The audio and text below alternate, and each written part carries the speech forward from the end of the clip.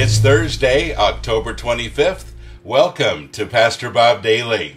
My friend John on Twitter says, I listened to your video about leaving the church if you don't like it. I think you're way off the mark. Christians need to toughen up. You don't always have to feel good all the time. We're on a mission to save people, not to stroke egos. If more preachers would preach more about counting the costs and less time about feeling good all the time, then maybe more people would be saved. That's my opinion. Thanks, John. Well, that's your opinion, but can I say honestly, it's not mine. And I appreciate people that write in and give me your opinions about what I say. I really do appreciate it, and I want this to be an even, open forum. Now, I don't like bullying, but John, what you have to say here is great, and thank you for your opinion. There's a couple things I want to comment on, and first of all, you said that I had a video about leaving the church if you don't like it. That's really not what I said. I said that if you don't feel like you have people that support you and encourage you, then you should find a place that does. That's pretty important. And I'm not going to go back into my video from yesterday, and if you didn't hear it, why don't you listen to it? I think you can hear it for yourself. But you said Christians need to toughen up. We don't need to feel good all the time. You know, it's interesting then when Jesus was asked what the greatest commandment was, he didn't say it was winning souls. He didn't say it was evangelism. There's a lot of things that he didn't say. He did say it was loving God with everything you've got and loving your neighbor and loving yourself. Love, love, love. Now, that was Jesus' words. And if I read the New Testament correctly, it's really based around this in particular. No greater love hath any man than this, that he lay down his life for his friends. That's what Jesus did.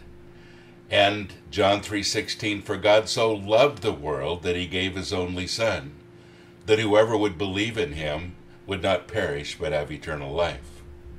So, you see, it's love, love, love, and you can't get past that in the New Testament. The problem that we get into many times is that we become almost militant in our faith, that we have to get out there and force them to become Christians almost. And it's not true. I've used 1 Peter 3:15 so many times in this podcast. I'm about to do it one more time. Be ready at any time to give a quiet and reverent answer to anyone who asks you about the hope you have within you. An answer to your hope. You see, it has to do with your heart first. And I'm telling you, when I look at people around me, when I see somebody that has hope and their life is attractive to me, that makes me ask questions. When I see people who look miserable, who are a bit militant and judgmental, and are trying to force me into something, there's no greater turnoff than that. You see, there are things that happen to us naturally. And folks, I would much rather people become Christians because they have a desire for the love of Jesus Christ than a fear for what might happen to them if they don't. You know what I'm saying? Now, it's good that people are saved, and you ought to get out there and live your life in front of people. I think that's important. But stroking egos is something you mentioned here. And you said we're on a mission to save people and not to stroke egos. But you know, honestly, if I read the New Testament correctly, I think our mission more, and I don't like this word stroking egos, but I think our biggest mission is to encourage one another.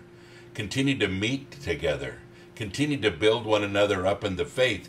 Because when you do that, your mission with other people outside the church kind of takes care of itself. I believe, and I realize that the statement I'm about to make is going to cause some controversy, but I believe that a lot of people are not becoming Christians because they're really tired of this militant idea.